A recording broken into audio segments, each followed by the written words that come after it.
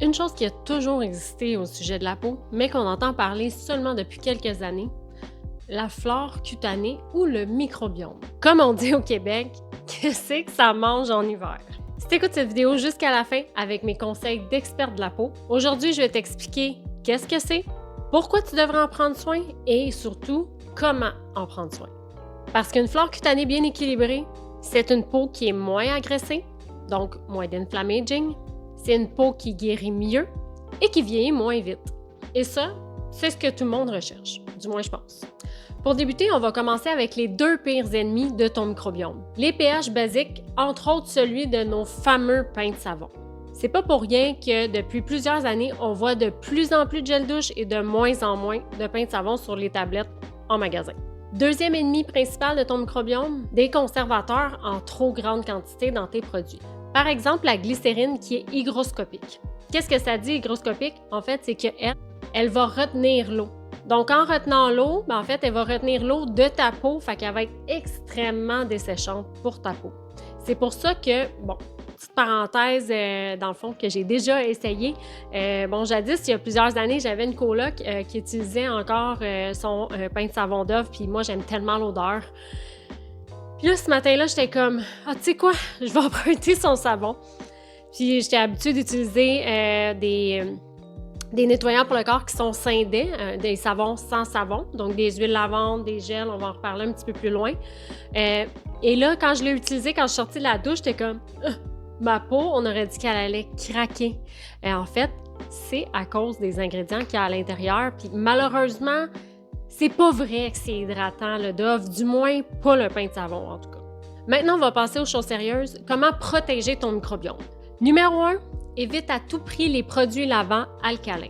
Comme je le disais un peu avant, et oui, le Dove, ça sent bon, mais c'est pas hydratant. Au contraire, il déshydrate malheureusement. Le microbiome s'épanouit dans un pH qui est un petit peu plus acide, donc on parle d'un 5, 5.5, 6. Donc utilise plutôt une huile lavante, un gel lavant, un Syndet. Un Syndet, c'est un savon sans savon. C'est pas parce qu'il n'y a pas de savon que ça lave pas, je te rassure. Deuxième chose, si tu as la peau sensible, je te recommande vraiment d'utiliser une eau micellaire le matin pour nettoyer ton visage. Pourquoi le matin? Parce qu'en fait, le matin, on a moins de saleté enlevée, on n'est pas maquillé et tout ça.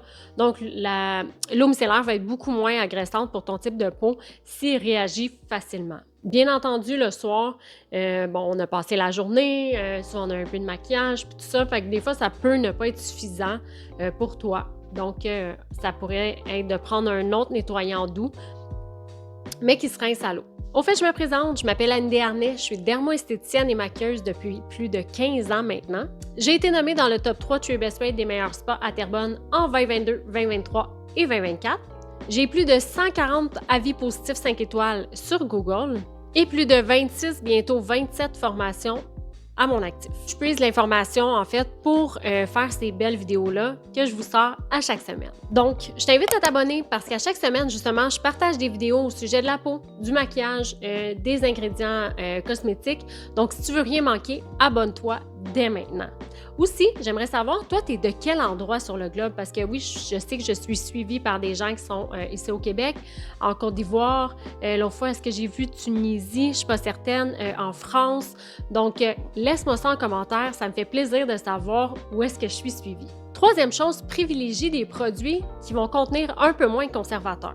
Mais comment? Des produits qui sont un peu plus huileux vont contenir souvent moins de conservateurs. Parce que les bactéries sont majoritairement hydrophiles. Donc, elles aiment vivre dans l'eau. Donc, moins d'eau, un besoin moins grand de conservateurs. Quatrième chose, bannis l'eau trop chaude de ta routine, autant pour ton visage que pour ton corps. C'est vraiment super nuisible pour ton microbiome. Numéro 5, utilise les gels bactéricides avec parcimonie. Si c'est possible pour toi de te laver les mains avec de l'eau et du savon, privilégie ça, ça va être vraiment mieux pour ta peau parce que ces gels-là empêchent ta flore cutanée de se régénérer.